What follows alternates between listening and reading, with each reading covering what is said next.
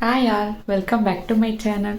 ಯಾರೆಲ್ಲ ನನ್ನ ವಿಡಿಯೋ ನೋಡ್ತಾ ಇದ್ದೀರಾ, ಪ್ಲೀಸ್ ನನ್ನ ಚಾನಲ್ನ ಸಬ್ಸ್ಕ್ರೈಬ್ ಮಾಡ್ಕೊಳ್ಳಿ, ಹಾಗೆ ವಿಡಿಯೋ ನೋಡಿ. ಇವಾಗ ತಾನೇ ಪೂಜೆ ಎಲ್ಲ ಮುಗಿಸ್ಬಿಟ್ಟು ಬಂದೆ. ಫ್ರೆಶಪ್ ಆಗಿ ಪಾಪು ಸ್ನಾನ ಎಲ್ಲ ಮುಗಿಸಿ ಮಲಗಿಸಿದ್ದೀನಿ. ಪಾಪುನ ಉದ್ದ ಅನಿಸುತ್ತೆ. ಇನ್ನು ಇವತ್ತು ಕಿವಿ ಚುಚ್ಚೋಕೆ ಹೋಗಬೇಕು, ಹಾಗಾಗಿ ಇವತ್ತು ಲಾಗ್ನ ಸ್ಟಾರ್ಟ್ ಮಾಡ್ತಾಯಿದ್ದೀನಿ. ತುಂಬ ದಿನ ಆದಮೇಲೆ ಇವತ್ತು ಲಾಗ್ನ ಸ್ಟಾರ್ಟ್ ಮಾಡ್ತಾಯಿದ್ದೀನಿ. ಇನ್ನು ಪಾಪುನು ಎದ್ದಿದ್ನಲ್ಲ, ಸೊ ಹಾಗಾಗಿ ಪಾಪುನು ಎತ್ಕೊಂಡು ಅವನು ಸ್ವಲ್ಪ ಹೊತ್ತು ಆಟ ಆಡಿಸ್ಕೊಂಡು ರೆಡಿಯಾಗಿ ಕೂತಿದ್ವಿ. ಅಷ್ಟರಲ್ಲಿ ನಮ್ಮ ಮನೆಯವರು ಬಂದಿದ್ದರು. ನಮ್ಮ ಮನೆಯವರು ಎಲ್ಲ ರೆಡಿಯಾಗಿ ಕೂತಿದ್ವಿ. ಆವಾಗ ನಮ್ಮೂರಲ್ಲಿ ಒಂದು ಫಂಕ್ಷನ್ ಇತ್ತು. ನಮ್ಮ ಅತ್ತೆ ಮಾವ ಅವರು ಅಲ್ಲಿಗೆ ಹೋಗಬೇಕಾಗಿತ್ತು. ಹಾಗಾಗಿ ಅವರು ಇವತ್ತು ಬೇಡ, ಭಾನುವಾರ ಚುಚ್ಚಿಸ್ಕೊಳ್ಳೋಣ ಅಂತ ಹೇಳಿದ್ರು. ಆ್ಯಕ್ಚುಲಿ ಇವತ್ತು ಗುರುವಾರದ ಬ್ಲಾಗು. ನಮ್ಮೂರಲ್ಲಿ ಹೆಂಗೆ ಅಂದರೆ ಗುರುವಾರ ಮತ್ತು ಭಾನುವಾರ ಅಷ್ಟೇ ಕಿವಿ ಚುಚ್ಚೋದು. ಹಾಗಾಗಿ ನೆಕ್ಸ್ಟು ಭಾನುವಾರ ಹೋಗೋಣ, ಇವತ್ತು ಬೇಡ ಅಂತ ಹೇಳಿದ್ರು.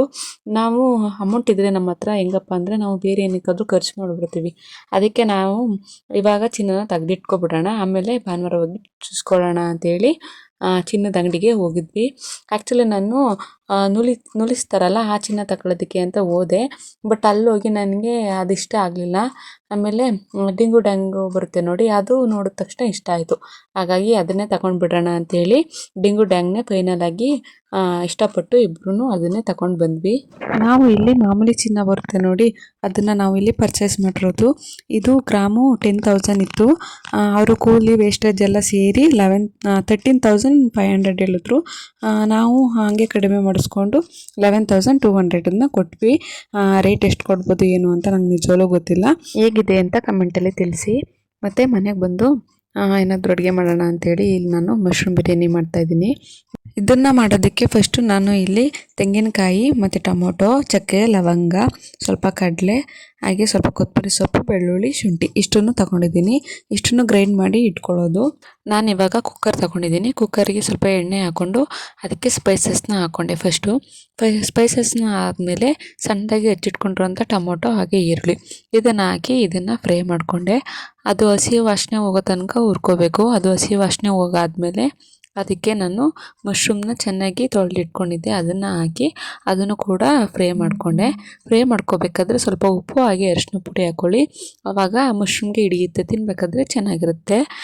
ಅದಾದಮೇಲೆ ಸ್ವಲ್ಪ ಶುಂಠಿ ಬೆಳ್ಳುಳ್ಳಿ ಪೇಸ್ಟ್ ಇರುತ್ತಲ್ಲ ಅದನ್ನು ಸ್ವಲ್ಪ ಹಾಕ್ಕೊಂಡೆ.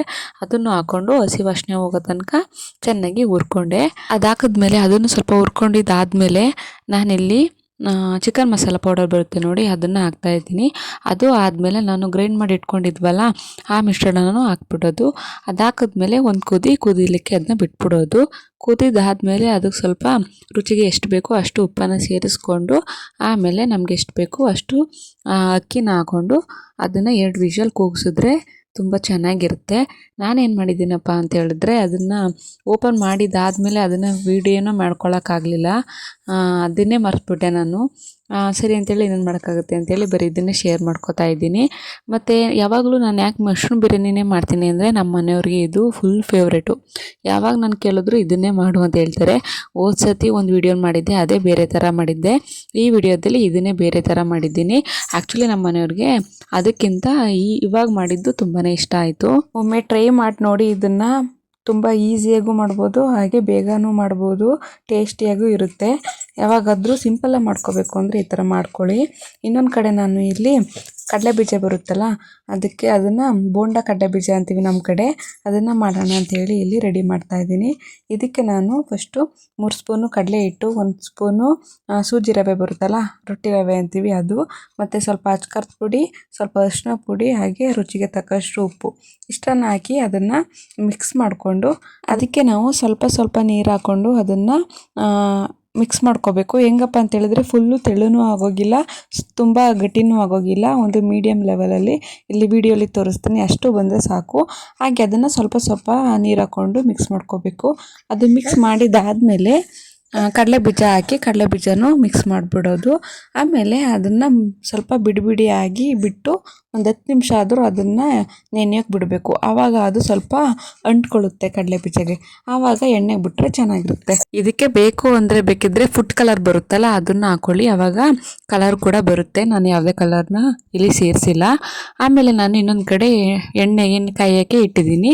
ಎಣ್ಣೆ ಕಾದಿದ್ದಾದಮೇಲೆ ಇದನ್ನು ಬಿಡಿಯಾಗಿ ನಾವು ಕಡಲೆಬೀಜನ ಬಿಡೋದು. ರುಬ್ಬಿಟ್ಟಿದ್ದಾದಮೇಲೆ ಇದನ್ನು ಎತ್ಕೊಳ್ಳೋದು ಅಷ್ಟೇ, ಇನ್ನೇನಿಲ್ಲ. ನಾನು ಇಲ್ಲಿ ಕಡಲೆಬೀಜ ಎತ್ಕೊಳ್ಳೋದು ಕೂಡ ವಿಡಿಯೋ ಮಾಡ್ಕೊಳ್ಳಿಕ್ಕಾಗಲಿಲ್ಲ. ಪಾಪು ಇದನ್ನೆಲ್ಲ ಗಾಬರಿಲಿ ನಾನು ಸರಿಯಾಗಿ ವಿಡಿಯೋನೇ ಮಾಡೋಕ್ಕಾಗಲಿಲ್ಲ. ಲಾಸ್ಟಲ್ಲಿ ಸ್ವಲ್ಪ ಕಡಲೆಬೀಜ ಮಾತ್ರ ತೋರಿಸಿದ್ದೀನಿ. ಎಷ್ಟು ಚೆನ್ನಾಗಿತ್ತು ಅಂದರೆ ಇನ್ನೂ ತಿನ್ನಬೇಕು ಅನ್ನಿಸ್ತಿತ್ತು, ಅಷ್ಟು ಚೆನ್ನಾಗಿತ್ತು. ಒಮ್ಮೆ ಟ್ರೈ ಮಾಡಿ ನೋಡಿ, ನಿಮಗೂ ಇಷ್ಟ ಆಗುತ್ತೆ. ಇನ್ನು ನನ್ನ ಮಗ ಇವಾಗ ಹೊಸ್ದಾಗಿ ಅಪ್ಪ ಅಂತ ಹೇಳೋದನ್ನು ಕಲ್ತಿದ್ದಾನೆ.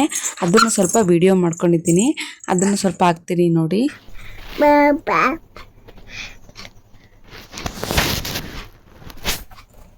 ಅಪ್ಪ ಅಪ್ಪ ಅಪ್ಪ ಅಪ್ಪ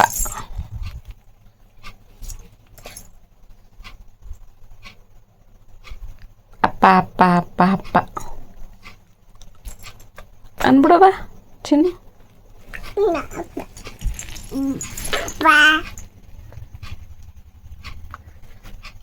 ಅಪ್ಪ ವಿಡಿಯೋ ಮಾಡ್ತಿಲ್ಲ ಕಣವು.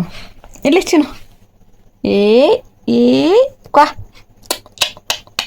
ಬತ್ತಲ್ಲಿ ಬಂತು, ಲೈಟ್ ಬಂತು ಇಲ್ಲಿ ಚಿನ್ನು. ಅಪ್ಪ ಅಪ್ಪ ಅಪ್ಪ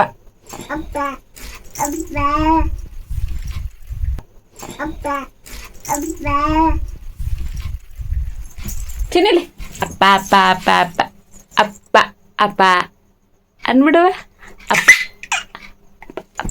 ಅಪ್ಪ ನಮ್ಮನೆಯವ್ರು ಏನಪ್ಪ ಅಂತ ಹೇಳಿದ್ರೆ, ಅವರು ಫ್ರೀ ಇದ್ದಾಗೆಲ್ಲ ಮೊಬೈಲಲ್ಲಿ ಅಪ್ಪ ಅನ್ನೋ ಸೌಂಡನ್ನು ಅದನ್ನೇ ಕೇಳಿಸ್ಬಿಟ್ಟವ್ರೆ. ಆಮೇಲೆ ಅದ್ರದ್ದು ಗೊಂಬೆಗಳದ್ದು ಎಲ್ಲ ಬರುತ್ತಲ್ಲ ಅಪ್ಪ ಅಪ್ಪ ಅಂತ, ಆ ವಿಡಿಯೋ ತೋರಿಸಿ ನನ್ನ ಮಗ ಇವಾಗ ಅಪ್ಪ ಅಪ್ಪ ಅಂತ ಸುಮ್ಮನೆ ಅಂತ ಇರ್ತಾನೆ. ಯಾವಾಗಾದರೂ ನಿದ್ದೆ ಮಾಡಿ ಎದ್ರು ಅಷ್ಟೇ, ಅವನಿಗೆ ಅರ್ಥ ಗೊತ್ತೋ ಗೊತ್ತಿಲ್ವೋ ಗೊತ್ತಿಲ್ಲ, ಆದರೆ ಯಾವಾಗ ಕೇಳಿದ್ರು ಅಪ್ಪ ಅಪ್ಪ ಅಪ್ಪ, ಏನು ಕೇಳಿದ್ರು ಅಪ್ಪ ಅಪ್ಪ ಅಪ್ಪ. ನಮ್ಮ ಮನೆಯವ್ರಿಗಂತೂ ತುಂಬಾ ಖುಷಿಯಾಗ್ಬಿಟ್ಟೈತೆ. ಇನ್ನು ಇವತ್ತಿನ ವಿಡಿಯೋನು ಕೂಡ ಇಷ್ಟ ಆಗಿತ್ತು. ಇನ್ನು ನೆಕ್ಸ್ಟ್ ವಿಡಿಯೋದಲ್ಲಿ ನಾನು ಕಿವಿ ಚೂಸೋದು ಮಾಡಿ ಹಾಕ್ತೀನಿ. ಇನ್ನು ನೆಕ್ಸ್ಟ್ ವಿಡಿಯೋಗಾಗಿ ಕಾಯ್ತಾ ಇರಿ ಅಂತ ಹೇಳ್ತಾ, ಹೀಗೆ ಸಪೋರ್ಟ್ ಮಾಡಿ. ಹಾಗೆ ಯಾರೆಲ್ಲ ನನ್ನ ವಿಡಿಯೋನ ಇನ್ನೂ ಸಬ್ಸ್ಕ್ರೈಬ್ ಮಾಡದೆ ವಿಡಿಯೋ ನೋಡ್ತಾ ಇದ್ದೀರಾ, ಪ್ಲೀಸ್ ನನ್ನ ಚಾನಲ್ನ ಸಬ್ಸ್ಕ್ರೈಬ್ ಮಾಡ್ಕೊಳ್ಳಿ. ಹಾಗೆ ವಿಡಿಯೋ ನೋಡಿ. ಈ ವಿಡಿಯೋ ಇಷ್ಟ ಆಗಿದ್ದರೆ ಪ್ಲೀಸ್ ಒಂದು ಲೈಕ್ ಮಾಡಿ. ಹಾಗೆ ಹೇಗಿತ್ತು ಅಂತ ಕಮೆಂಟಲ್ಲಿ ತಿಳಿಸಿ. ನೆಕ್ಸ್ಟ್ ವಿಡಿಯೋದಲ್ಲಿ ಸಿಗ್ತೀನಿ. Thank you.